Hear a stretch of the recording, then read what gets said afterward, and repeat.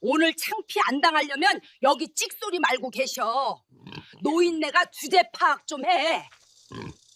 며느리는 시어머니를 쇠창살 돼지우리에 밧줄로 묶어놓고 거침없이 삿대질을 했습니다.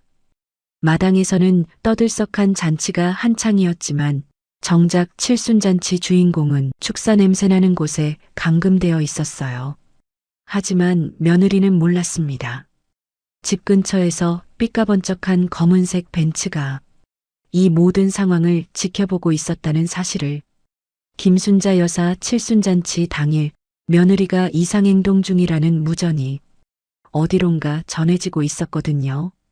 그 시궁창 돼지우리에 묶여 학대받던 그 할머니의 숨겨진 정체가 드러나는 순간 악독한 며느리의 세상은 완전히 무너져 버렸습니다. 사연 시작 전 어디서 듣고 계신지 댓글 달아주시면 답글로 보답하겠습니다. 늘 평안하시고 웃음 가득한 나날이 이어지기를 바랍니다. 진실의 사연 시작합니다. 마당에 펄럭이는 오색 깃발들과 손님들의 웃음소리가 봄볕과 함께 집안 곳곳에 퍼져 있었습니다. 김순자는 새벽 4시부터 일어나 자신의 잔치 음식을 뼈빠지게 차려냈지만 지금은 집 뒤편 돼지우리에 무릎을 꿇고 앉아 있었죠. 차가운 흙바닥이 무릎을 파고들어도 고장난 관절 때문에 움직일 수 없었어요. 오늘 더러운 꼴 안 당하려면 여기서 조용히 있어. 며느리 민정이 순자의 팔을 거칠게 잡아 끌며 말했습니다. 그러나 민정은 거기서 멈추지 않았죠. 노인네가 주제 파악 좀 해. 민정의 손가락이 순자의 얼굴을 향해 삿대질을 거침없이 날렸어요. 그렇게 기분이 나쁠 수가 없었어요. 하지만 순자는 고개를 숙인 채 아무 대꾸도 하지 않았습니다. 돼지우리에서 나는 썩은 냄새와 집안에서 들려오는 즐거운 대화 소리가 슬프게 다가왔을 뿐이었죠. 오늘은 자신의 한 번뿐인 칠순잔치였는데 이런 거지 같은 날일 줄은 상상도 못했어요. 신발을 벗어둔 현관에는 손님들의 구두가 가지런히 놓여 있었고 따사로운 봄볕이 마루를 따뜻하게 데우고 있었습니다. 그런데 민정이 노끈을 꺼내 순자의 손목을 단단히 묶기 시작했습니다. 움직이지 좀 마. 움직이면 많이 아파. 손님들한테 들킬라 조용히 하고 있어. 밧줄이 손목을 조여와도 순자는 참고 또 참았어요. 거친 삼배 밧줄이 살갗에 박혀들면서 빨간 핏자국을 남겼습니다. 돼지우리 너머로 손님들이 마당을 오가는 모습이 보였어요. 동네 아주머니들이 순자네 음식 솜씨가 일품이라며 순자네 음식 솜씨가 정말 좋다며 칭찬하는 소리가 여기저기서 들려왔죠. 순자의 가슴이 뜨거워졌어요. 자신이 꼭두 새벽부터 고생하며 만든 음식들이지만 정작 자신은 돼지 냄새 가득한 축사에 갇혀 있었습니다. 하지만 손자 지훈이가 맛있게 음식을 먹는 모습만 떠올리며 견뎠죠. 어머니는 어디 계셔? 이웃집 영자 할머니의 웃음기 가득한 목소리가 들렸어요. 순자가 고개를 들어 말하려다가 며느리의 삿대질이 생각났죠. 어쩔 수 없이 아무 말 못하고 고개를 푹 숙였어요. 어머니가 몸이 좀 안 좋으셔서 안에서 쉬고 계세요. 민정이 능숙한 거짓말로 거침없이 입을 놀려댔어요.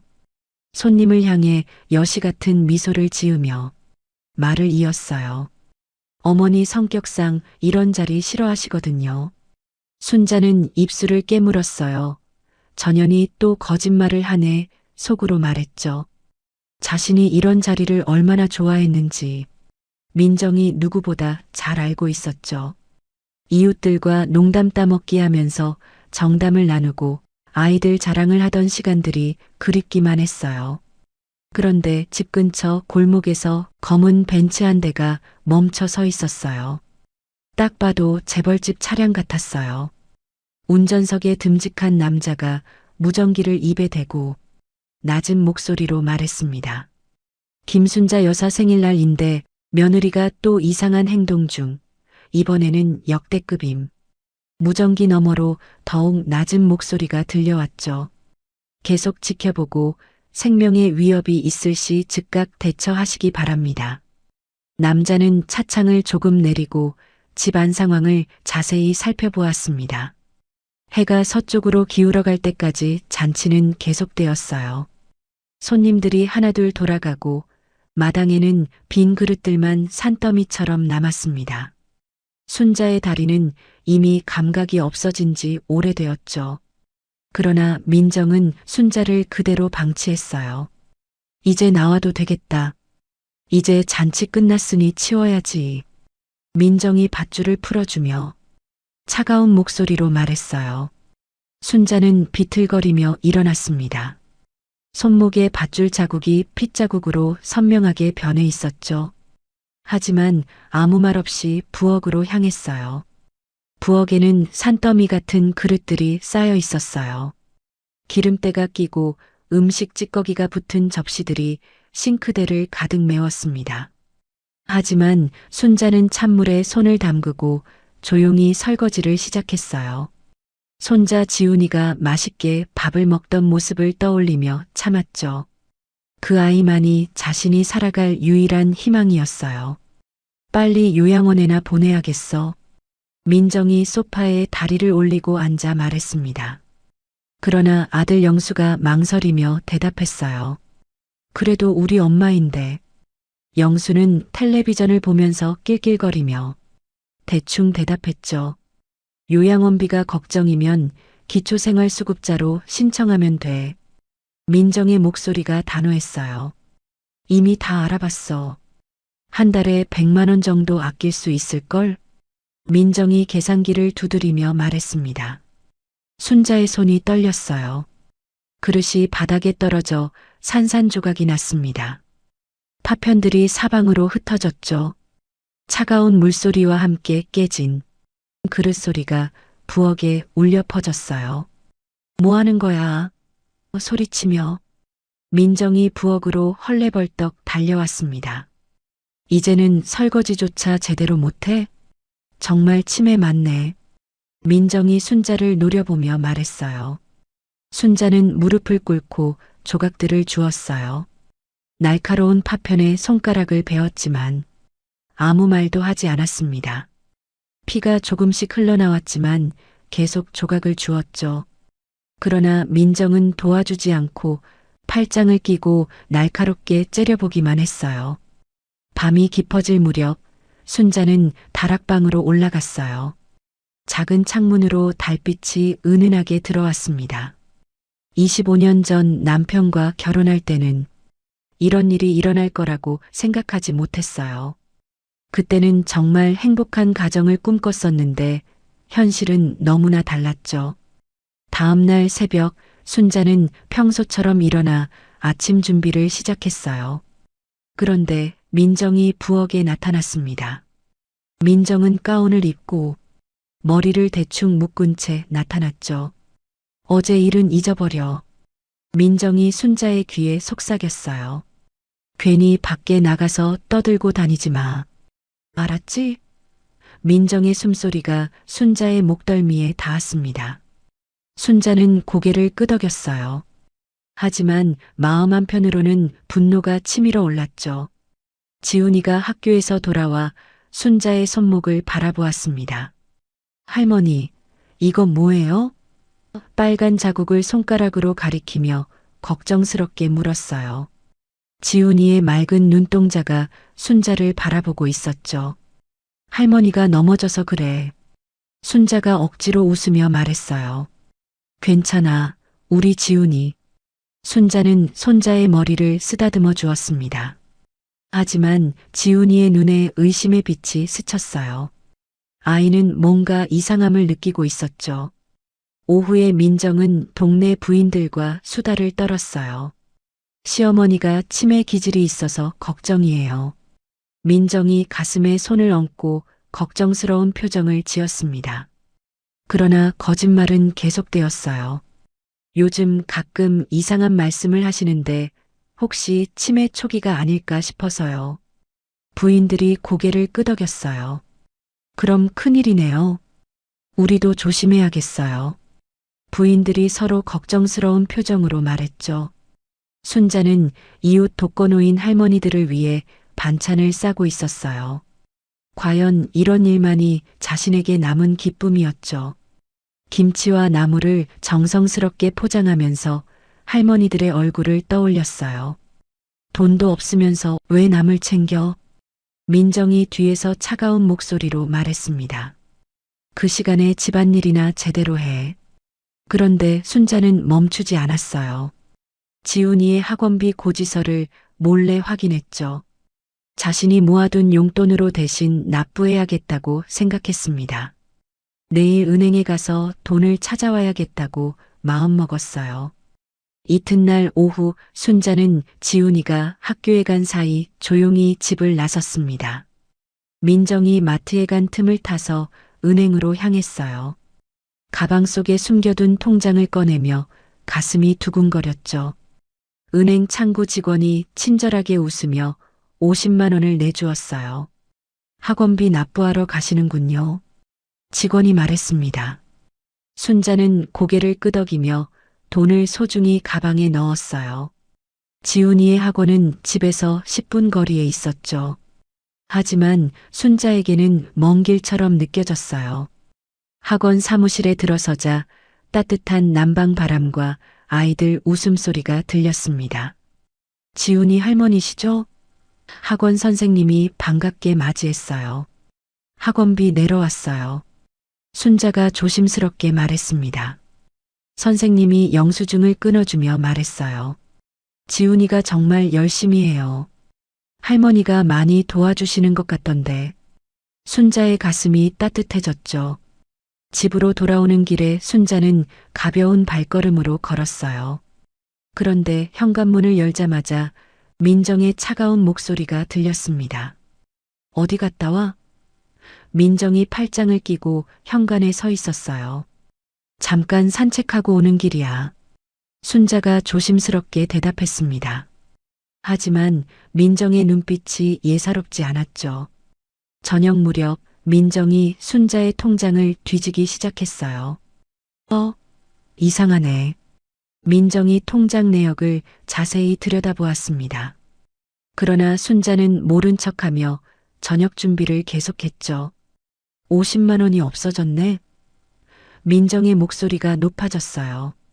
순자의 손이 떨렸지만 계속 양파를 썰었습니다. 어머니. 민정이 부엌으로 달려와 순자의 어깨를 붙잡았어요. 돈 어디 갔어? 훔쳐간 거야? 민정의 손가락이 순자의 얼굴을 향해 뻗어졌습니다. 지훈이 학원비 냈어. 순자가 작은 목소리로 말했어요. 그러나 민정의 얼굴이 빨갛게 달아올랐죠. 누가 허락했어? 민정이 순자의 머리채를 잡았습니다. 애 교육은 부모가 알아서 할 일이야. 민정의 목소리가 집안에 울려 퍼졌어요. 순자는 고개를 숙이고 참았어요. 하지만 민정의 손길이 더욱 거칠어졌죠. 엄마가 이런 식으로 나서면 우리가 무능한 부모로 보인다고. 민정이 순자의 뺨을 때렸습니다. 그런데 현관문이 열리는 소리가 들렸어요. 영수가 퇴근한 것이었죠. 무슨 일이야? 영수가 가방을 벗으며 물었습니다. 엄마가 우리 돈 훔쳐서 마음대로 썼어. 민정이 영수에게 달려가며 말했어요. 통장에서 50만 원을 뺐다고. 민정의 목소리에 억울함이 가득했죠. 영수는 어머니를 바라보며 말했습니다. 엄마, 왜 그러셨어요? 영수의 목소리에는 실망감이 묻어 있었어요. 손자 교육이 우선이라고 생각해서. 순자가 조심스럽게 해명했습니다. 하지만 영수는 고개를 저었죠. 그래도 미리 말씀은 하셔야죠. 영수가 한숨을 쉬며 말했어요. 민정이 옆에서 고개를 끄덕였습니다. 엄마 때문에 애가 혼란스러워해. 민정이 영수의 팔을 붙잡으며 말했어요. 할머니 말만 들으려고 한다고. 민정의 목소리가 더욱 높아졌죠. 순자는 아무 말 없이 설거지를 계속했어요. 그러나 마음 한편으로는 서러움이 치밀어 올랐죠. 손자를 위한 일인데 왜 이렇게 야단을 맞아야 하는지 이해할 수 없었어요. 그날 밤 민정이 순자의 방으로 찾아왔습니다. 어머니, 앞으로 이런 일 없어야 해. 민정이 순자의 침대 옆에 앉았어요. 민정이 순자의 통장과 신분증을 가져갔습니다. 앞으로 내가 보관할게. 민정이 서랍에서 서류들을 꺼내며 말했어요. 용돈은 한 달에 5만 원씩만 줄게. 순자는 아무 말 없이 민정을 바라보았어요. 하지만 속으로는 분노가 끓어올랐죠. 자신의 돈인데 왜 허락을 받아야 하는지 이해할 수 없었어요. 다음 날부터 민정은 동네 사람들에게 소문을 퍼뜨리기 시작했어요. 시어머니가 치매로 돈 관리를 못해서 우리가 대신 관리해요. 민정이 마트에서 아주머니들에게 말했습니다. 요즘 기억력이 많이 나빠지셨거든요. 마트 직원도 민정의 말을 듣고 고개를 끄덕였어요. 그럼 혼자 쇼핑하시면 안 되겠네요. 직원이 걱정스럽게 말했습니다. 순자가 평소처럼 독거노인 할머니들에게 반찬을 가져다 주려 하자 민정이 막아섰어요. 돈 관리도 제대로 못하는 주제에 남 챙길 여유가 어디 있어? 민정이 순자의 앞을 가로막았습니다. 그러나 순자는 포기하지 않았어요. 이웃을 도우는 건 당연한 일이야. 순자가 조심스럽게 말했죠. 당연하긴 뭐가 당연해. 민정이 반찬통을 빼앗으며 말했어요. 우리도 살기 힘든데. 지훈이가 학교에서 돌아와 이상한 분위기를 감지했습니다. 할머니, 엄마가 왜 화났어요? 지훈이가 순자에게 다가와 물었어요. 할머니가 잘못해서 그래. 순자가 지훈이의 머리를 쓰다듬으며 말했습니다. 하지만 지훈이는 여전히 의아한 표정이었죠. 민정이 지훈이를 불렀어요. 지훈아, 이리 와. 민정이 소파에 앉아 지훈이를 불렀습니다. 앞으로 할머니 말은 무시해. 지훈이는 어리둥절한 표정으로 엄마를 바라보았어요. 왜요? 지훈이가 물었죠. 할머니가 요즘 정신이 없으셔. 민정이 지훈이의 어깨에 손을 올리며 말했어요. 엄마 아빠 말만 들어야 해. 그런데 순자가 부엌에서 어지럼증을 느끼기 시작했어요. 혈압약을 제대로 먹지 못해서인지 머리가 아팠죠. 하지만 민정에게 말할 수는 없었어요. 약값도 아껴야 한다고 했잖아. 민정이 순자에게 혈압약을 이틀에 한 번만 주며 말했습니다. 이렇게 절약해야 살 수 있어. 순자는 아무 말 없이 고개를 끄덕였어요. 하지만 몸이 점점 힘들어지기 시작했죠. 그래도 지훈이를 위해 참아야 한다고 생각했어요. 대웅그룹 감시요원이 검은 승용차에서 이 모든 상황을 지켜보고 있었습니다. 긴급 상황 임박. 요원이 무전기에 대고 말했어요. 김순자 여사의 건강 상태가 악화되고 있습니다. 본사에서 지시가 내려왔죠. 계속 감시하되 아직 개입하지 마시오. 차가운 목소리가 무전기에서 흘러나왔어요. 순자는 매일 조금씩 쇠약해져 갔지만 지훈이만은 꼭 지켜내겠다고 다짐했습니다. 손자의 맑은 웃음소리만이 자신을 버티게 하는 힘이었어요. 일주일 후 순자는 아침 식사 준비를 하다가 갑자기 어지럼증을 느꼈습니다. 부엌 바닥이 빙빙 돌면서 다리에 힘이 빠져갔어요. 차가운 타일 바닥에 주저앉으며 벽을 붙잡았죠. 냉장고의 윙윙거리는 소리만 부엌에 울려 퍼졌습니다. 꾀병 부리지 말고 일이나 제대로 해. 민정이 가운을 입고 나타나며 차가운 목소리로 말했어요. 또 관심 끌려고 그러는 거지? 민정은 팔짱을 끼고 순자를 내려다보았습니다. 순자는 벽을 짚고 간신히 일어났어요. 하지만 숨이 가빠오고 가슴이 답답했죠. 혈압약을 제대로 먹지 못한 탓인지 온몸에 힘이 없었어요. 영수한테 엄마가 요즘 이런 식으로 꾀병을 자주 부린다고 말해둘게. 민정이 순자의 귀에 속삭였습니다. 그러니까 괜한 짓 하지 마. 오후가 되어 순자는 빨래를 널어 마당으로 나갔어요. 따뜻한 봄볕이 내리쬐고 있었지만 몸은 춥기만 했죠. 젖은 빨래를 들어 올리려는 순간 갑자기 눈앞이 캄캄해졌습니다. 빨래 바구니가 바닥에 떨어지며 옷가지들이 흩어졌어요. 어머, 순자 씨. 이웃집 아주머니가 담벼락 너머로 소리쳤습니다. 119 불러요, 빨리. 아주머니가 급히 휴대폰을 꺼내며 신고했어요. 응급차 사이렌 소리가 점점 가까워졌죠. 민정이 뛰어나와 응급대원들을 보며 당황스러워했어요. 괜찮아요. 가끔 이런 일이 있거든요. 민정이 응급대원의 팔을 붙잡으며 말했습니다. 그러나 이웃 아주머니가 강하게 주장했어요. 의식을 잃었어요. 병원에 가봐야 해요. 아주머니의 목소리가 떨렸죠. 응급차 안에서 순자는 산소 마스크를 쓰고 누워 있었어요. 응급대원이 혈압을 재며 고개를 저었습니다. 혈압이 너무 높아요. 언제부터 이런 증상이 있으셨나요? 대원이 민정에게 물었어요. 잘 모르겠어요.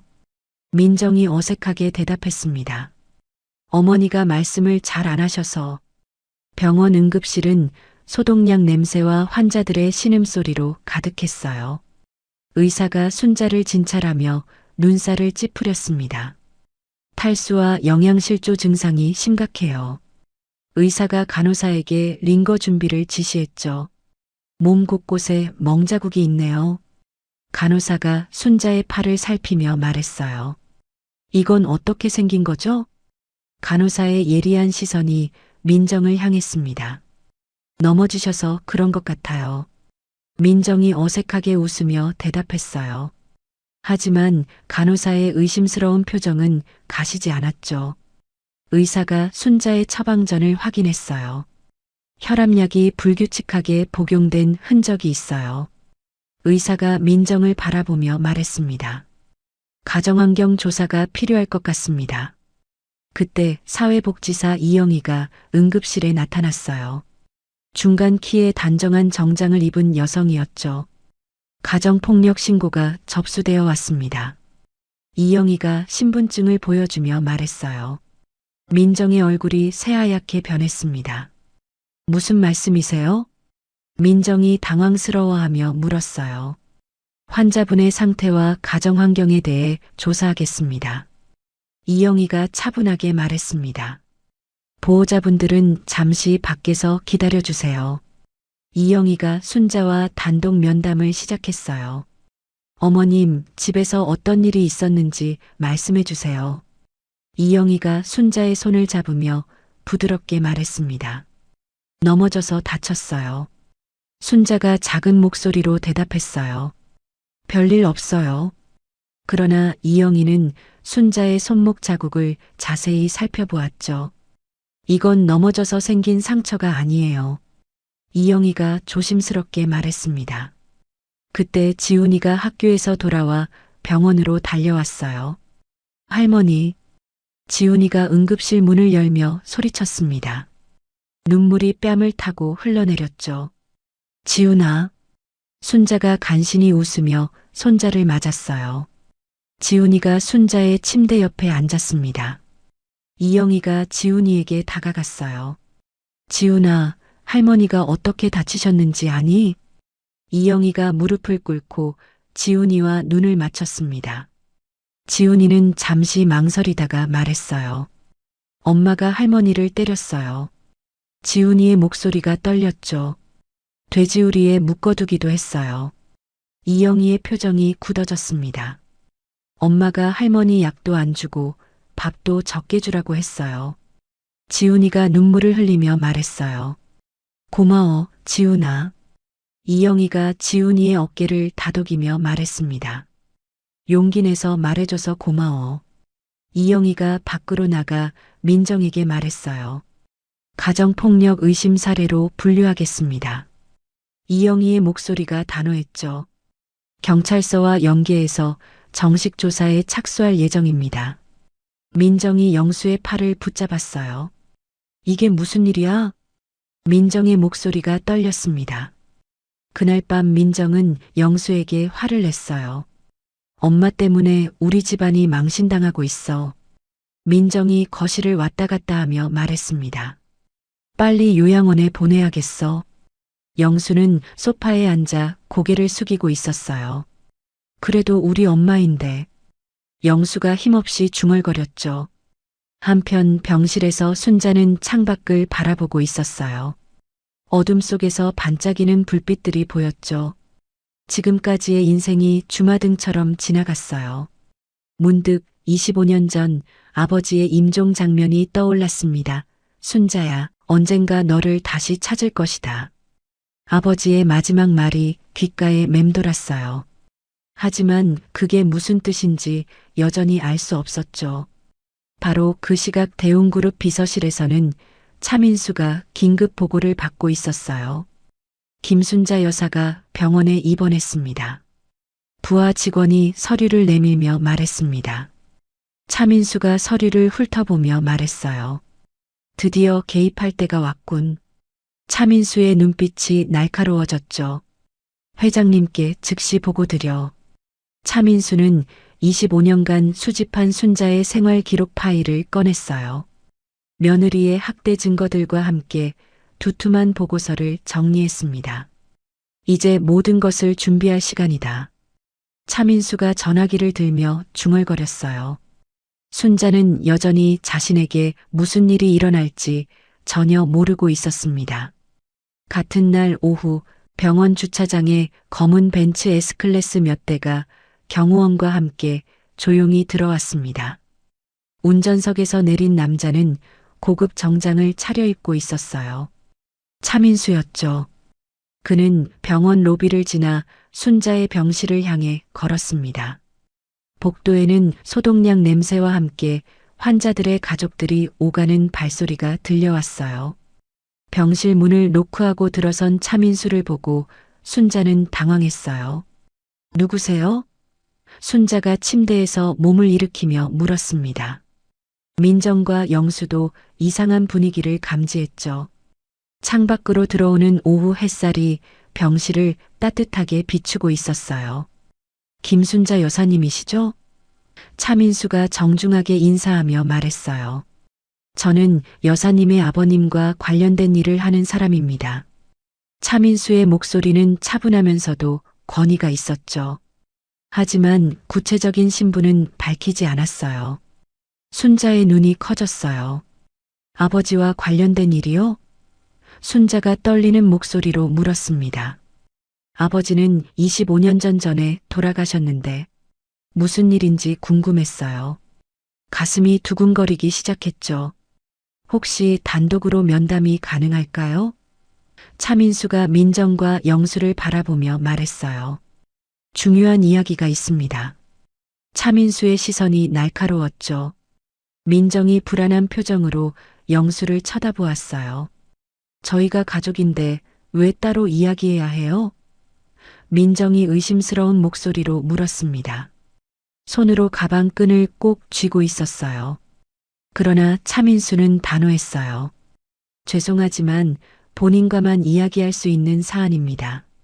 차민수가 명함을 꺼내며 말했습니다. 명함을 받아든 민정의 얼굴이 굳어졌죠. 민정과 영수가 마지못해 병실을 나갔어요. 문이 닫히자 차민수는 의자를 가져와 순자 옆에 앉았습니다. 병실이 갑자기 조용해지면서 긴장감이 감돌았어요. 25년 전 돌아가신 아버님께서 남기신 것이 있습니다. 차민수가 낡은 봉투를 꺼내며 말했어요. 봉투에는 순자의 이름이 정성스럽게 적혀 있었죠. 오래된 종이에서 시간의 냄새가 났어요. 순자는 떨리는 손으로 봉투를 받았어요. 안에서 아버지의 친필 편지가 나왔습니다. 익숙한 글씨체를 보자 눈물이 핑 돌았어요. 아버지의 체온이 아직 남아있는 것 같았죠. 순자야, 너의 꿈을 응원한다. 편지의 첫 문장을 읽으며 순자의 가슴이 벅차올랐습니다. 하지만 언젠가 힘들 때가 오면 네가 포기한 것들이 너를 도울 것이다. 편지의 내용이 이어졌어요. 순자는 편지를 가슴에 꼭 안았습니다. 아버님께서 돌아가시기 전 저에게 당부하셨습니다. 차민수가 조심스럽게 말했어요. 따님이 어려움에 처하면 반드시 도우라고 하셨죠. 차민수의 목소리에 진심이 담겨 있었어요. 순자는 편지를 읽으며 눈물을 흘렸어요. 아버지가 자신을 포기하지 않았다는 사실에 놀라고 있었죠. 그러나 여전히 차민수가 누구인지, 무슨 일을 하는 사람인지 알 수 없었어요. 하지만 왠지 믿을 수 있을 것 같았죠. 저는 25년 동안 여사님을 지켜봤습니다. 차민수가 순자의 손을 잡으며 말했어요. 아버님의 유지를 받들어서요. 차민수의 손이 따뜻했어요. 순자가 놀란 표정으로 차민수를 바라보았어요. 지켜보셨다고요? 순자가 믿을 수 없다는 표정으로 물었습니다. 목소리가 떨렸죠. 차민수가 고개를 끄덕였어요. 지금 여사님께 필요한 도움이 무엇인지 말씀해 주세요. 차민수의 목소리가 진지했죠. 아버님의 유지를 받들어 최선을 다하겠습니다. 순자는 잠시 망설이다가 말했어요. 손자의 안전과 교육이요. 순자의 목소리가 떨렸습니다. 그리고 이 상황에서 벗어날 수 있는 방법이 있으면 좋겠어요. 지훈이의 얼굴이 떠올랐죠. 밖에서 이영희가 이 상황을 지켜보고 있었어요. 순자에게 의외의 조력자가 나타났다는 사실에 주목했죠. 차민수의 신원을 확인해 봐야겠다고 생각했어요. 복도에서 민정과 영수가 불안하게 왔다 갔다 하는 모습이 보였습니다. 차민수가 명함을 꺼내 순자에게 건넸어요. 앞으로 어떤 일이 생기든 이 번호로 연락하세요. 차민수의 명함은 고급스러운 종이에 인쇄되어 있었죠. 24시간 언제든지 도울 준비가 되어 있습니다. 명함에서 은은한 향이 났어요. 순자는 명함을 소중히 받았어요. 처음으로 희망의 빛을 보는 것 같았죠. 정말 도움을 주실 수 있나요? 순자가 조심스럽게 물었습니다. 가슴이 뛰었어요. 물론입니다. 차민수가 확신에 찬 목소리로 대답했어요. 아버님의 약속을 지키는 것입니다. 차민수가 일어서며 순자의 어깨를 가볍게 두드렸습니다. 민정이 복도에서 차민수와 순자의 대화를 엿들으려 했지만 실패했어요. 문이 두꺼워서 내용을 알 수 없었죠. 저 남자가 누군지 알아봐야겠어. 민정이 영수에게 속삭였습니다. 발을 동동 구르며 초조해했어요. 차민수가 병실을 나오자 민정이 다가갔어요. 실례지만 어떤 일로 오셨나요? 민정이 어색하게 웃으며 물었습니다. 목소리에 긴장감이 묻어 있었죠. 개인적인 용건입니다. 차민수가 간단하게 대답하며 병원을 나섰어요. 민정은 불안한 마음으로 차민수의 뒷모습을 바라보았죠. 엘리베이터 문이 닫히는 소리가 복도에 울렸어요. 그날 저녁 민정은 집에서 영수에게 화를 냈어요. 갑자기 이상한 남자가 나타났어. 민정이 거실을 왔다 갔다 하며 말했습니다. 혹시 시어머니가 무슨 꿍꿍이를 부리는 건 아닐까? 민정의 손톱이 소파를 긁었어요. 영수는 텔레비전을 보며 대답했어요. 그냥 아는 사람이겠지 뭐. 영수의 목소리에는 관심이 없었죠. 맥주캔을 열며 한숨을 쉬었어요. 하지만 민정은 계속 의심했어요. 어차피 시어머니는 나이가 많으니까 얼마 안 가서 다 우리 것이 될 거야. 민정이 혼자 중얼거렸습니다. 미리 상속 준비나 해둬야겠어. 민정이 서랍에서 서류들을 꺼내기 시작했어요. 다음 날 새벽 순자는 병실에서 아버지의 편지를 다시 읽었어요. 포기한 것들이 나를 도울 것이다. 이 문장의 의미를 계속 생각해 봤죠. 자신이 무엇을 포기했는지 아직 기억나지 않았어요. 하지만 뭔가 중요한 것을 놓치고 있다는 느낌이 들었습니다. 그러나 차민수라는 사람이 나타난 것만으로도 마음이 든든했어요. 처음으로 누군가 자신의 편이 되어줄 것 같았죠. 아버지, 정말 저를 도와주시는 건가요? 순자가 하늘을 바라보며 중얼거렸습니다. 창밖으로 새벽 햇살이 스며들고 있었어요. 차민수는 대웅그룹 본사로 돌아가 회장에게 보고했어요. 김순자 여사와 첫 접촉을 완료했습니다. 차민수가 서류를 정리하며 말했습니다. 이제 본격적인 지원에 나설 때입니다. 회장실의 조명이 따뜻하게 빛나고 있었죠. 순자는 여전히 자신에게 어떤 일이 일어날지 모르고 있었어요. 하지만 처음으로 희망을 품기 시작했죠. 아버지의 사랑이 아직 자신을 지켜주고 있다는 생각에 위안을 받았습니다. 차민수가 건넨 명함을 가슴에 꼭 안고 잠이 들었어요. 다음 날 오전 순자는 퇴원하며 차민수와 함께 상황을 정리하기로 했습니다. 차민수가 병원 앞에서 기다리고 있었어요. 어떻게 도와드릴까요? 차민수가 순자의 가방을 받아들며 물었습니다. 따뜻한 봄바람이 두 사람의 옷자락을 흔들었어요. 집안 상황을 제대로 파악하고 싶어요. 순자가 차민수를 바라보며 말했어요. 며느리와 정면으로 맞서고 싶습니다.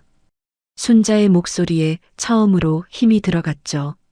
지난 며칠간 병원에서 많은 생각을 했던 것 같았어요. 차민수가 고개를 끄덕였어요. 먼저 여사님의 재산 상황부터 조사해 보겠습니다. 차민수가 수첩을 꺼내며 말했습니다. 집 소유권과 통장 관리 현황을 확인해야겠네요. 차민수는 바로 변호사에게 연락을 했어요. 김순자 여사님 명의 부동산 조회 부탁합니다. 차민수가 휴대폰에 대고 말했습니다. 1시간도 되지 않아 충격적인 결과가 나왔어요. 여사님, 큰일입니다. 차민수가 서류를 들고 순자에게 달려왔어요. 남편분이 돌아가신 후 집이 며느리 명의로 바뀌어 있어요. 순자의 얼굴이 새하얗게 변했죠. 그게 무슨 말이에요? 순자가 떨리는 목소리로 물었습니다. 제 집인데 어떻게 그럴 수 있어요? 순자의 손이 달달 떨렸어요. 차민수가 추가 조사 결과를 보여줬어요. 더 심각한 문제가 있습니다. 차민수의 표정이 굳어졌죠. 며느리가 여사님 명의로 대출을 받아 주식 투자에 실패했어요. 서류에는 2,800만 원의 빚이 적혀 있었어요. 순자는 의자에 주저앉았어요. 제가 모르는 사이에 그런 일이? 순자가 믿을 수 없다는 표정으로 말했습니다. 가슴이 답답해서 숨이 막힐 것 같았어요. 걱정하지 마세요. 차민수가 순자의 어깨에 손을 올리며 말했어요. 법무팀을 동원해서 집 소유권 환원 소송을 제기하겠습니다. 차민수의 목소리가 단호했죠. 그날 오후 순자와 차민수는 집으로 향했어요. 민정이 거실에서 텔레비전을 보고 있었습니다. 순자가 문을 열고 들어서자 민정이 깜짝 놀랐어요. 오늘부터 이 집은 내 집이니까 네가 나가라. 순자가 당당하게 선언했습니다. 민정이 리모컨을 떨어뜨리며 일어났어요. 갑자기 무슨 소리예요? 차민수가 서류 가방을 열었어요. 법원 가압류 결정서입니다. 차민수가 서류를 민정에게 내밀며 말했습니다. 부정하게 취득한 재산은 모두 환수될 예정입니다. 민정의 얼굴이 파래졌어요. 이게 뭐예요? 무슨 권리로? 민정이 서류를 받아들며 소리쳤습니다. 손이 떨려서 서류를 제대로 읽을 수가 없었어요. 그리고 사기 고발장도 접수됐습니다. 차민수가 또 다른 서류를 꺼내며 말했어요. 김순자 여사 명의로 몰래 받은 대출권으로요. 차민수의 목소리에 차가운 기운이 감돌았죠. 순자가 민정 앞에 서서 말했어요. 그동안 나한테 한 일들을 하나하나 기억한다. 순자의 눈빛이 예전과 달랐습니다. 앞으로 매일 무릎 꿇고 사과하고 집안일을 해야 해. 민정이 당황하며 뒤로 물러섰어요. 시어머님, 잘못 생각하신 거예요. 민정이 어색하게 웃으며 말했습니다. 우리가 언제 그런 일을 했다고요? 차민수가 휴대폰을 꺼내 전화를 걸었어요. 민정 씨 휴대폰과 신용카드 정지 부탁합니다. 차민수가 간단히 지시했습니다. 앞으로 모든 생활비는 여사님 허락을 받아야 합니다. 민정이 급히 휴대폰을 확인해 봤어요. 정말로 사용이 중단되어 있었죠. 이럴 수는 없어요. 민정이 소리쳤습니다. 그때 이영희가 집으로 찾아왔어요. 가정폭력 조사 결과 발표하러 왔습니다. 이영희가 공문을 들고 말했습니다. 민정의 얼굴이 더욱 하얗게 변했어요. 민정 씨에게 아동보호 관찰 명령을 내립니다. 이영희가 엄숙하게 말했어요. 분노조절 상담 의무화와 지훈이에 대한 양육권 제한도 포함됩니다. 민정이 소파에 주저앉았어요. 순자가 민정에게 다가갔어요. 앞으로 한 달 동안 매일 아침 6시에 일어나. 순자의 목소리가 차분했습니다. 집안일을 하고 저녁에는 무릎 꿇고 반성문을 써라. 차민수가 작업자들을 불러 집 곳곳에 감시 카메라를 설치했어요. 너의 모든 행동 감시할 거다. 차민수가 민정을 바라보며 말했습니다. 여사님께 해를 끼치는 순간 즉시 격리됩니다. 민정이 무릎을 꿇고 눈물을 흘렸어요. 잘못했어요. 정말 잘못했어요. 민정이 순자의 치맛자락을 붙잡으며 빌었습니다. 용서해 주세요. 하지만 순자는 냉정했어요. 진짜 뉘우치는지 앞으로의 행동으로 보여줘. 순자가 민정의 손을 뿌리치며 말했습니다. 말로는 누구나 할 수 있어. 지훈이가 학교에서 돌아와 이상한 분위기를 느꼈어요. 할머니, 무슨 일이에요? 지훈이가 순자에게 다가오며 물었습니다. 순자가 지훈이를 안으며 말했어요. 이제 할머니가 안전할 거야. 순자가 지훈이의 머리를 쓰다듬으며 말했어요. 우리 모두 행복하게 살 수 있을 거야. 지훈이의 맑은 눈동자가 할머니를 바라보았죠. 민정은 자신의 방에서 상황의 심각성을 깨달았어요. 모든 것이 순자의 통제하에 들어갔다는 사실을 받아들여야 했죠. 창밖으로 보이는 거리 풍경이 예전 같지 않게 느껴졌어요. 다음 날 새벽부터 민정은 정말로 일어나서 집안일을 시작했어요. 걸레질을 하고 설거지를 하며 눈물을 흘렸죠. 순자는 부엌에서 그 모습을 지켜보며 생각했어요. 이제 시작이야. 순자가 속으로 중얼거렸습니다. 하지만 아직 차민수가 누구인지 정확히 알고 싶었어요. 당신이 정말 누구인가요? 차민수가 미소를 지었어요. 때가 되면 모든 것을 알려드리겠습니다. 차민수의 눈빛에 신비로운 비밀이 숨어 있었죠. 순자는 더 큰 계획이 기다리고 있다는 예감이 들었어요. 일주일 후 민정은 밤중에 몰래 집을 빠져나갔습니다. 새벽 2시 모든 사람이 잠든 사이에 가방을 챙겨 현관문을 조심스럽게 열었어요. 차가운 밤 공기가 얼굴을 스쳤지만 민정은 뒤돌아보지 않았죠. 친정 어머니 집으로 향하는 택시 안에서 복수를 다짐했어요. 다음 날 아침 순자가 민정의 방을 확인하려고 문을 두드렸습니다. 민정아, 일어나야지. 순자가 문을 열어보니 방이 텅 비어 있었어요. 옷장도 반쯤 비어 있고 화장대 위의 물건들도 사라진 상태였죠. 지훈이가 학교 가려고 나오다가 할머니의 당황한 모습을 봤어요. 할머니, 무슨 일이에요? 지훈이가 가방을 메고 순자에게 다가왔습니다. 엄마가 어디 갔어요? 순자는 급히 차민수에게 전화를 걸었어요. 민정이가 사라졌어요. 순자의 목소리가 떨렸습니다. 어떻게 해야 하죠? 차민수가 즉시 대답했어요. 걱정하지 마세요. 바로 추적에 나서겠습니다. 차민수의 목소리는 여전히 침착했죠. 1시간 내로 소재를 파악하겠습니다. 그 시각 민정은 친정 어머니와 함께 변호사 사무실에 앉아 있었어요. 선생님, 시어머니가 저를 노예처럼 부려요. 민정이 눈물을 흘리며 변호사에게 말했습니다. 정체불명의 남자와 결탁해서 저를 괴롭히고 있어요. 변호사가 고개를 끄덕이며 메모를 했어요. 이혼 소송과 함께 양육권 소송도 제기하죠. 변호사가 서류를 정리하며 말했습니다. 언론에도 이야기해서 여론을 우리 편으로 만들어야 해요. 민정의 친정어머니가 맞장구를 쳤어요. 우리 딸이 얼마나 고생했는데. 친정어머니가 민정의 등을 토닥이며 말했습니다. 시어머니라고 해서 이런 식으로 할 수는 없지.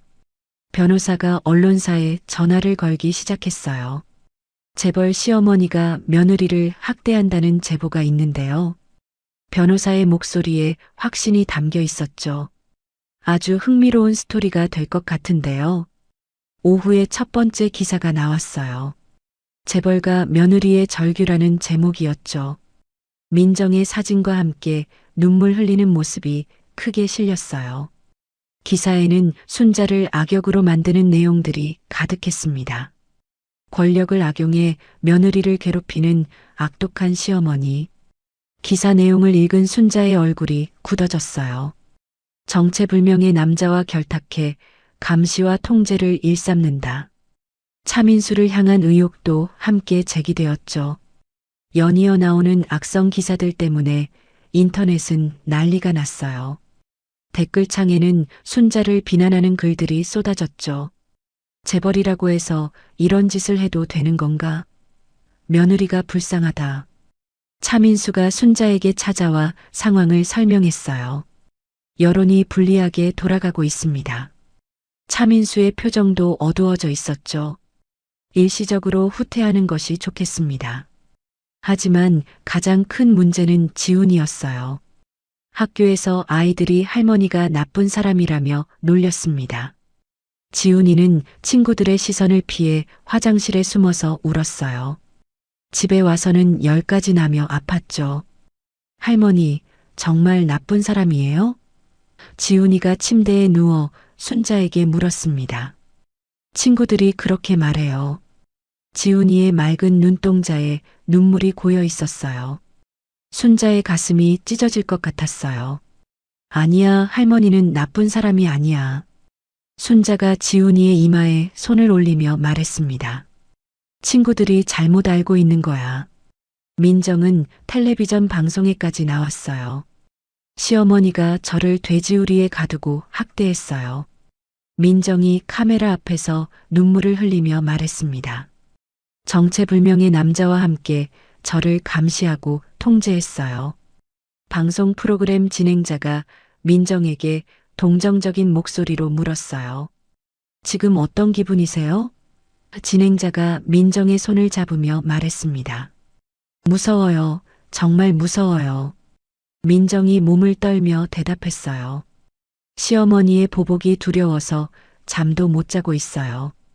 온라인에서는 정체불명 남자와 결탁한 할머니의 복수라는 제목의 글들이 퍼졌어요. 순자의 사진까지 공개되어 조롱받기 시작했죠. 저런 할머니가 있다니 정말 무섭다. 며느리가 얼마나 고생했을까. 순자는 집에서 나갈 수도 없게 되었어요. 동네 사람들의 시선이 따가웠죠. 마트에 가면 사람들이 수군거리며 손가락질을 했어요.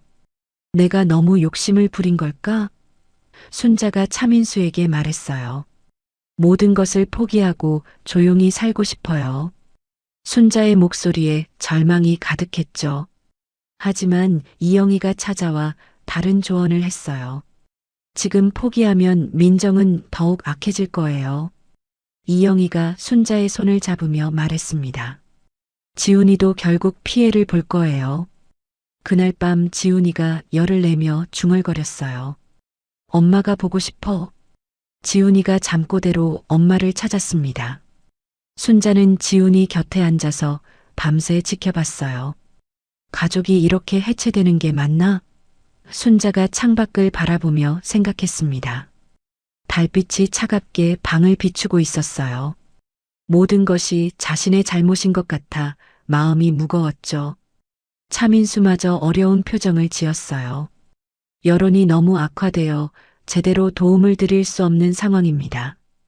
차민수가 한숨을 쉬며 말했습니다. 일시적으로 후퇴하는 것이 현명할 것 같습니다. 순자는 절망적인 마음으로 차민수에게 전화를 걸었어요. 이제 당신의 진짜 정체를 알려주세요. 순자의 목소리가 간절했습니다. 내가 뭘 포기했는지, 무엇이 나를 도울 수 있는지 알고 싶어요. 전화 너머로 차민수의 깊은 한숨이 들렸어요. 내일 모든 것을 알려드리겠습니다. 차민수의 목소리에 결심이 담겨 있었죠. 그리고 진짜 힘을 보여드리겠습니다. 순자는 밤늦게까지 지훈이를 돌보며 생각했어요. 내일이면 모든 것이 밝혀질 거라는 기대감과 두려움이 섞여 있었죠. 하지만 이제 더 이상 물러설 곳은 없다는 것을 알고 있었어요. 지훈이를 위해서라도 끝까지 싸워야 한다고 다짐했습니다. 다음 날 오후 차민수는 순자를 대웅그룹 본사로 데려갔습니다. 고층 빌딩의 최상층 회장실은 넓은 창문을 통해 도시 전체가 내려다 보였어요. 순자는 호화로운 사무실에 압도당하며 차민수를 따라 들어갔죠. 이제 모든 진실을 말씀드리겠습니다. 차민수가 순자를 편안한 소파에 앉혀놓고 말했어요. 25년 전 돌아가신 김 회장의 외동딸이 바로 당신입니다. 차민수가 낡은 사진을 꺼내며 말했습니다. 사진 속에는 젊은 순자와 아버지가 함께 웃고 있는 모습이 담겨 있었어요. 순자의 입이 벌어졌죠. 제가 중견기업 창업자의 딸이라고요? 차민수가 고개를 끄덕이며 또 다른 서류를 보여줬어요. 당신이 교사의 꿈을 위해 상속을 포기하셨지만 아버님께서는 비밀리에 대웅그룹 지분 50%를 당신에게 상속해 놓으셨습니다. 서류에는 순자의 이름과 함께 어마어마한 숫자가 적혀 있었어요. 순자는 믿을 수 없다는 표정으로 서류를 바라봤습니다. 이게 정말 제 것이라고요? 순자의 목소리가 떨렸어요. 저는 그냥 평범한 할머니인데요. 아버님의 친필 유언장입니다. 차민수가 또 다른 봉투를 열며 보여줬어요. 딸이 언젠가 필요할 때 이 회사가 버팀목이 되기를 바란다고 쓰여 있습니다. 유언장의 글씨는 순자가 어릴 때 보던 아버지의 글씨와 똑같았죠. 현재 대웅그룹은 국내 10대 기업으로 성장했습니다. 차민수가 회사 현황 자료를 펼쳐 보이며 말했어요. 연간 배당금만 50억 원에 달합니다. 순자는 그 어마어마한 숫자에 어지러움을 느꼈어요. 차민수가 두꺼운 파일을 꺼내 보여줬어요. 25년간 여사님의 안전을 지켜보라는 회장님의 명령을 받고 정기적으로 감시해 왔습니다. 파일 안에는 순자의 생활 기록과 며느리의 학대 증거들이 빼곡히 정리되어 있었죠. 며느리의 학대 현장을 모두 기록해뒀습니다. 차민수가 사진들을 보여주며 말했어요. 돼지우리에 묶여있던 생일날 모습부터 모든 증거가 있습니다. 순자는 자신도 모르게 눈물을 흘렸어요. 이제 민정을 완전히 무너뜨릴 때가 왔습니다. 차민수가 순자의 손을 잡으며 말했어요. 여사님께서 원하신다면 진짜 힘을 보여드리겠습니다. 순자의 눈빛이 결연해졌죠. 순자가 떨리는 손으로 차민수에게 말했어요. 내 전화 한 통으로 벤츠들을 보내주세요. 순자의 목소리에 처음으로 권위가 실렸습니다. 이제 모든 것을 끝내겠어요. 차민수가 즉시 전화를 걸었어요. 대웅그룹 임원진 전체 출동 명령입니다. 차민수의 목소리가 단호했죠. 김순자 명예회장님을 모시고 갑니다. 30분 후 순자의 집 앞에 벤츠 S클래스 5대가 줄지어 도착했습니다. 검은 정장을 입은 임원들과 비서진이 일제히 내렸어요. 동네 사람들이 몰려들어 구경하기 시작했죠. 저게 뭐야? 무슨 일이지? 민정이 텔레비전을 통해 이 장면을 보고 있었어요. 어머, 저게 뭐야? 민정의 얼굴이 새하얗게 변했습니다. 친정어머니도 함께 화면을 보며 당황했어요. 기자들이 현장에 몰려들기 시작했어요. 김순자 여사가 기자회견을 연다고 합니다. 방송국 아나운서가 긴급 뉴스를 전했죠. 대웅그룹과의 관련성이 화제가 되고 있습니다. 기자회견장에는 수많은 기자들이 몰려들었어요. 순자가 단상에 올라서자 플래시가 터지기 시작했습니다. 차민수가 순자 옆에 서서 지켜봤어요. 지난 25년간의 제 삶을 말씀드리겠습니다. 순자가 차분하게 말을 시작했어요. 저는 대웅그룹 창업자 김 회장의 외동딸입니다. 기자회견장이 술렁이기 시작했죠. 교사의 꿈을 위해 상속을 포기했지만 아버지께서는 제가 힘들 때를 대비해 지분을 남겨두셨습니다. 이영희가 준비한 증거들이 차례로 공개됐어요. 병원 진료 기록, 지훈이의 증언 녹취, 그리고 25년간 수집된 학대 현장 증거들이었죠. 기자들이 놀란 표정으로 자료를 받아봤어요.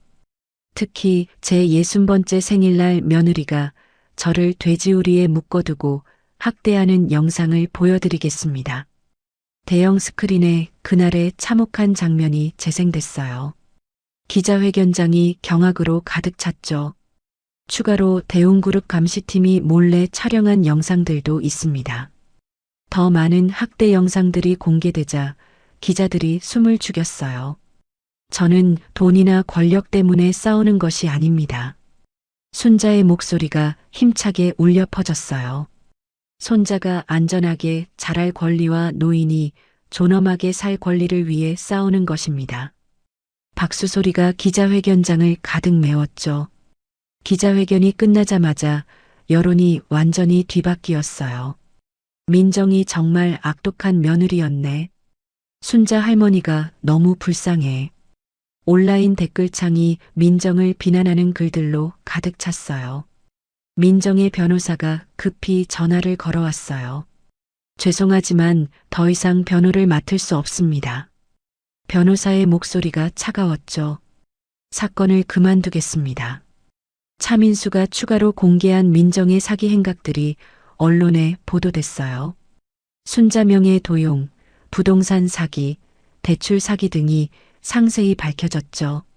민정의 신빙성은 완전히 무너졌어요. 검찰이 민정을 긴급 체포했어요. 노인학대, 아동방임, 사기 등의 혐의로 구속영장을 신청합니다. 검사가 기자들 앞에서 발표했죠. 민정은 수갑을 찬 채 경찰차에 올라탔어요.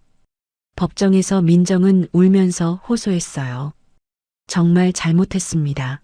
시어머니께 용서를 빌고 싶어요. 민정의 목소리가 떨렸죠. 하지만 판사는 냉정했어요.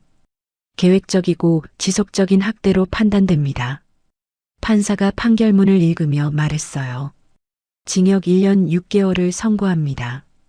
민정이 법정에서 주저앉았죠. 순자는 민정의 형이 확정된 후에도 복수에 만족하지 않았어요. 출소 후 진정으로 변화할 수 있도록 상담 프로그램과 사회봉사 활동을 조건으로 내겠습니다. 순자의 목소리가 단호했죠. 대웅그룹 이사회가 순자를 찾아왔어요. 정식으로 명예회장 취임을 요청드립니다. 이사들이 정중하게 인사하며 말했어요. 회사가 여사님을 필요로 합니다. 순자가 조건을 제시했어요. 손자 양육에 전념하면서 사회적 약자 보호 사업에만 참여하겠습니다. 순자의 결정은 확고했죠.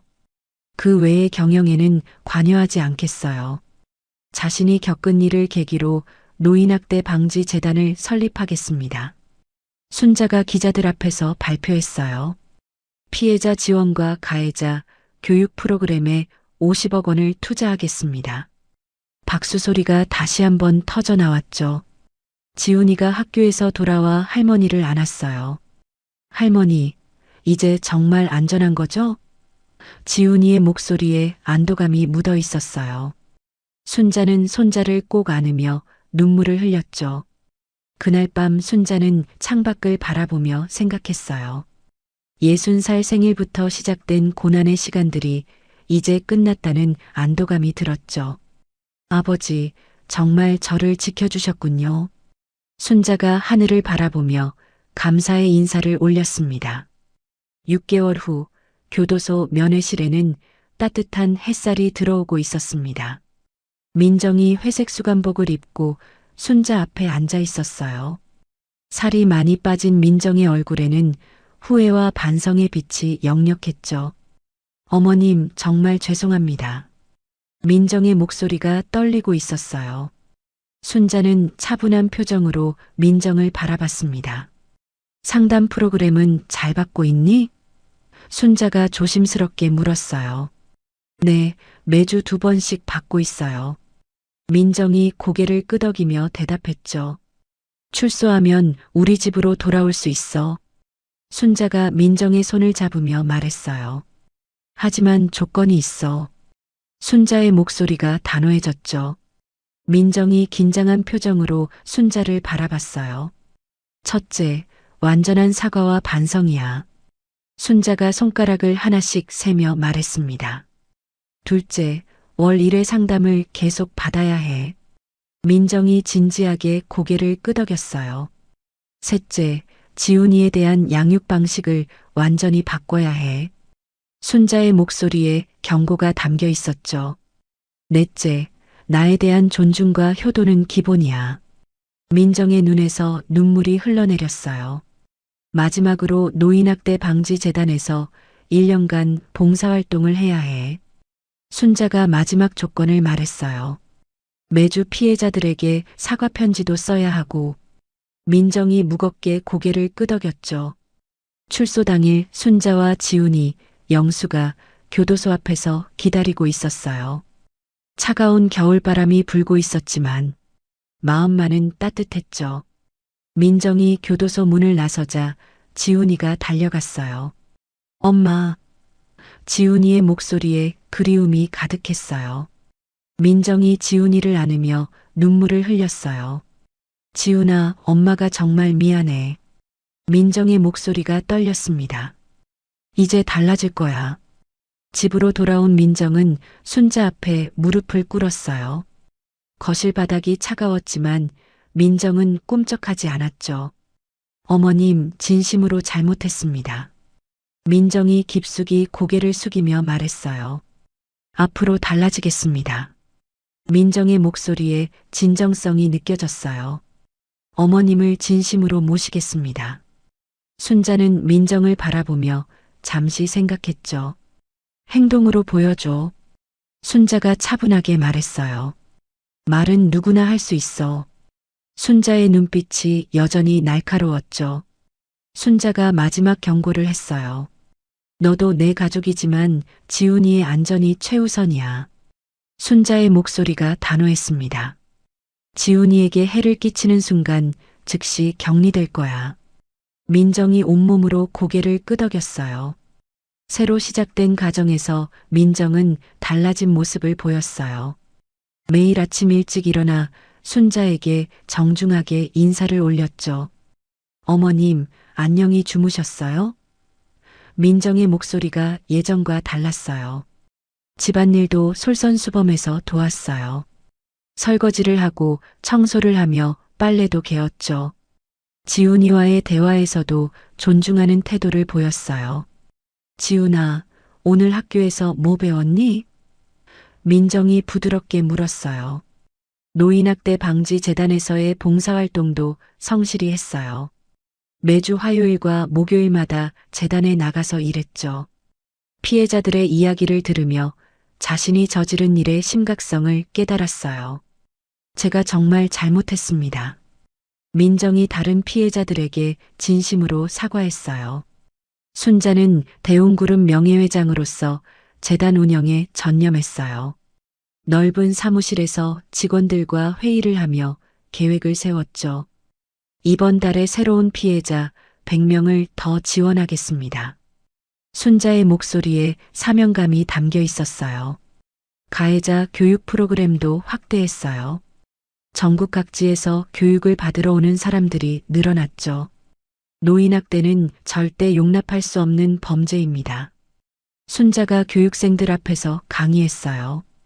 지훈이는 할머니의 당당한 모습을 보며 자랐어요.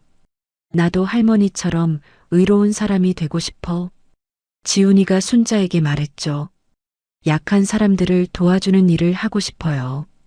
1년 후 재단의 성과가 눈에 띄게 나타났어요. 전국 노인학대 신고 건수가 30%나 감소했죠.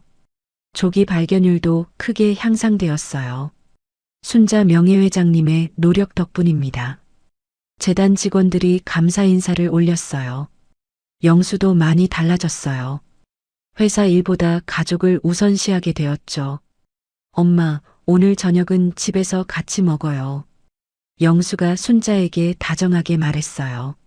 순자와 영수 사이에 진정한 모자, 관계가 회복되었어요. 아들아, 고생 많았구나. 순자가 영수의 어깨를 토닥이며 말했어요. 이제야 진짜 아들 같아. 차민수는 순자의 신뢰받는 최측근이 되었어요. 대웅그룹 경영과 재단 운영을 총괄하며 뒷받침했죠. 여사님께서 평범한 할머니로 사실 수 있도록 최선을 다하겠습니다. 차민수의 충성심은 변함없었어요. 5년이 지나 순자는 자신의 경험을 책으로 펴냈어요. 존엄한 노년을 위하여라는 제목이었죠. 책이 베스트셀러가 되면서 전국적인 강연 활동도 시작했어요. 노인도 존중받을 권리가 있습니다. 10년 후 재단은 전국 50개 지부를 둔 거대한 단체로 성장했어요. 연간 10,000명의 피해자를 지원하는 대표적인 복지단체가 되었죠. 할머니가 세상을 바꾸셨어요. 지훈이가 대학생이 되어 말했어요. 15년 후 순자의 75세 생일이 찾아왔어요. 온 가족이 모여 화목한 생일상을 차렸죠. 민정이 정성스럽게 준비한 미역국을 올리며 인사했어요. 어머님 건강하세요. 민정의 목소리에 진심이 담겨 있었어요. 순자는 손자와 며느리가 지켜보는 가운데 생일 촛불을 껐어요. 가족이 함께 있어서 행복하다. 순자가 미소를 지으며 말했습니다. 하지만 여전히 경계를 늦추지 않는 현명함을 유지했어요. 대학생이 된 지훈이가 할머니의 재단에서 봉사활동을 했어요. 할머니가 세상을 바꾼 것처럼 나도 의미 있는 일을 하고 싶어요. 지훈이의 꿈이 더욱 구체화되고 있었죠. 순자는 이웃 독거노인들과 함께 웃으며 반찬을 나누고 있었어요. 따뜻한 봄볕 아래에서 할머니들과 정담을 나누는 모습이 평화로웠죠. 성인이 된 지훈이가 자랑스럽게 말했어요. 우리 할머니는 정말 멋있어요. 순자는 진정한 존경받는 가족의 어른으로 살아가고 있었습니다. 때로는 인생에서 가장 어둡고 절망적인 순간이 새로운 시작의 문을 열어주기도 합니다. 김순자 할머니처럼 말이죠. 칠순 생일날 돼지우리에 묶여있던 그 순간 누가 상상이나 했겠습니까? 5년 후 그녀가 노인학대 방지 재단을 이끌며 수많은 어르신들에게 희망을 전하는 모습을 말입니다. 진정한 용서는 단순히 잊어버리는 것이 아닙니다. 상처를 딛고 일어서서 더 나은 세상을 만들어가는 것입니다. 순자 할머니는 그것을 보여주셨어요. 며느리에게 조건부 용서를 베풀면서도 결코 경계를 늦추지 않는 현명함으로 말이죠. 우리 모두에게는 저마다의 돼지우리가 있을 겁니다. 하지만 포기하지 않는다면 언젠가는 그 전화 한 통이, 그 벤츠 행렬이 우리 앞에도 나타날 수 있습니다. 가장 중요한 것은 끝까지 존엄을 잃지 않는 것입니다. 이야기를 끝까지 들어주신 분이 계시다면 잘 들었다고 댓글 하나만 남겨주세요. 감사합니다.